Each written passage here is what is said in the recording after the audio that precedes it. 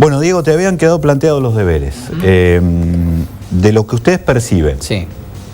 ¿cuáles son los sectores más activos, por lo menos en la demanda de mano de obra? Bueno, hay industrias que claramente son las que menos pierden lo que es capacidad de empleo en ese sentido. El rubro IT es claramente uno de ellos, es un rubro bastante estable. ¿El rubro? De IT, de tecnología, digamos, todo lo que tenga que ver con perfiles de tecnología.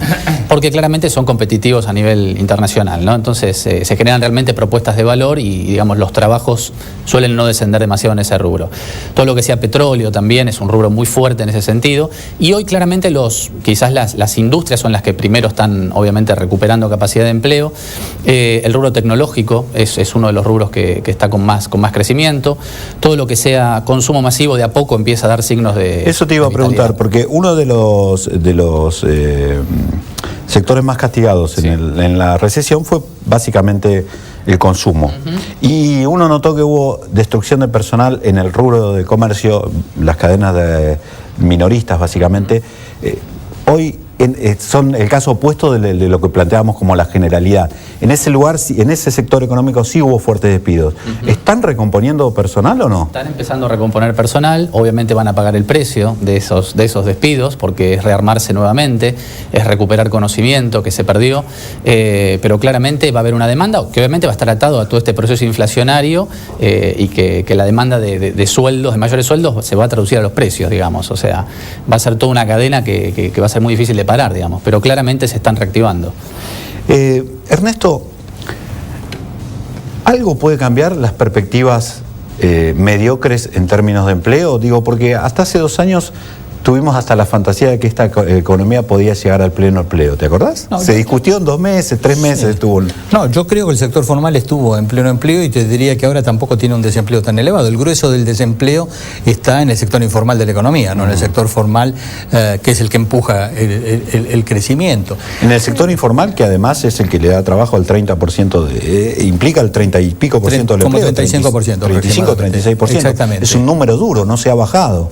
No, no sé, no tenemos tan buena información, pero no se ha bajado, o en todo caso muy marginalmente. Pero yo lo que te diría es que en realidad volvemos a algo un poco más normal en términos de la elasticidad empleo-producto, por llamarlo de alguna manera, porque tenemos una gran diferencia en esta recuperación respecto del 2002-2003, y es que en 2003 comenzó a crearse empleo a un ritmo extraordinario, como comentábamos, porque como consecuencia de la devaluación de comienzo del 2002, el costo laboral había caído muchísimo, con lo cual generar empleo era mucho más barato, ¿no es cierto? Cosa que no está pasando ahora. Se sale de esta recesión con un costo laboral alto y además la negociación salarial este año, ahora sí, en el sector formal, por primera vez se está haciendo sobre la base de inflación esperada, que es mayor que la inflación pasada, como que era el criterio habitual de la negociación, ¿no es cierto? Con lo cual el costo laboral por unidad de producción hoy es sensiblemente mayor que lo que fue a la salida de la crisis del 2002. Y tiende a aumentar. Exactamente. Ese es el problema, es jugar con las expectativas ese es el cuando punto, las expectativas que no es alcanzado a compensar por mejoras en la productividad, por ganancia de productividad. Diego, dos ejemplos. ¿Qué le recomendás a alguien que está buscando trabajo? ¿Cuáles son las 3 condiciones que mira a alguien o que está pidiendo un empleador? Bueno, básicamente armar un buen CV es claramente fundamental. Sí, un buen currículum. El currículum es la carta de presentación y es lo que un selector va a determinar que uno sea contactado o no por la empresa o la consultora. Con lo cual, hacer foco en eso fundamentalmente. Luego, las fuentes de reclutamiento, digamos, ¿dónde busco trabajo? Hoy se habla mucho del entorno 2.0. Está todo esto vinculado a Facebook, a LinkedIn, todas las herramientas de conectividad social.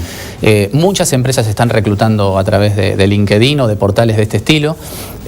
Twitter inclusive se utiliza muchísimo también para estas cuestiones, con lo cual no solamente los portales tradicionales que conocemos de empleo, sino este tipo de cuestiones, con lo cual está bueno armarse un perfil en este tipo de herramientas y de soportes.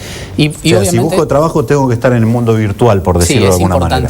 Es importante estarlo. Sí. Y como tercer punto, obviamente el tema de las entrevistas, ¿no? De realmente mostrarse tal cual uno es, digamos. O sea, los consultores están acostumbrados a evaluar gente y a entrevistar gente, con lo cual la mentira tiene patas cortas en ese sentido. Una cosa más te quiero preguntar y te pido que seas breve porque eso nos consume el tiempo. Dos, ¿qué le recomendás a alguien que busca el primer empleo? ¿Qué es lo que tiene que tener en cuenta para que por lo menos no lo noten como no preparado? Exacto. ¿Y qué le recomendás a alguien que el mercado laboral lo expulsó, tiene 40 y pico de años y necesita volver a trabajar? ¿Cómo tiene que ayornarse? Totalmente. Para los jóvenes, claramente dos conceptos. Flexibilidad, porque tenemos esta nueva generación Y que se quiere imponer claramente en el mercado laboral y busca grandes pretensiones económicas y de posición, y eso es muy difícil para las empresas porque son chicos sin conocimiento. Entonces, flexibilidad, poder hacer programas de pasantías rentadas de verano. Hay muchas empresas que focalizan esto y permiten el crecimiento dentro de una organización. Y tenacidad, digamos, seguir buscando. Lo que es un proceso de empleo y de conseguir un trabajo es tiempo, digamos. Uno no entra en la primera entrevista, ni en la segunda, ni en la tercera. Hay que darse tiempo. Obviamente para la gente grande, las empresas están empezando a modificar su tendencia, están empezando a comprender que el know-how lo tiene la gente más grande y no los jóvenes. Esto de jóvenes de 20 años con experiencia sabemos que no existe, con lo cual se están abriendo mucho más en rango de edad, porque hoy lo que mueve una organización es el conocimiento, y ese conocimiento está en la gente grande. Con lo cual no hay que partir del preconcepto de que el mercado no te va a dar oportunidades. Y como consultor hay que apoyar eso. Diego, gracias. Ernesto, gracias. Un gusto volver a contar contigo. A ustedes espero que el programa les haya sido de utilidad en el sentido de darle un panorama, y en el próximo bloque recuerden que estará con nosotros Nadia, la pronosticadora oficial, que nos va a decir cómo viene el clima político en esta semana.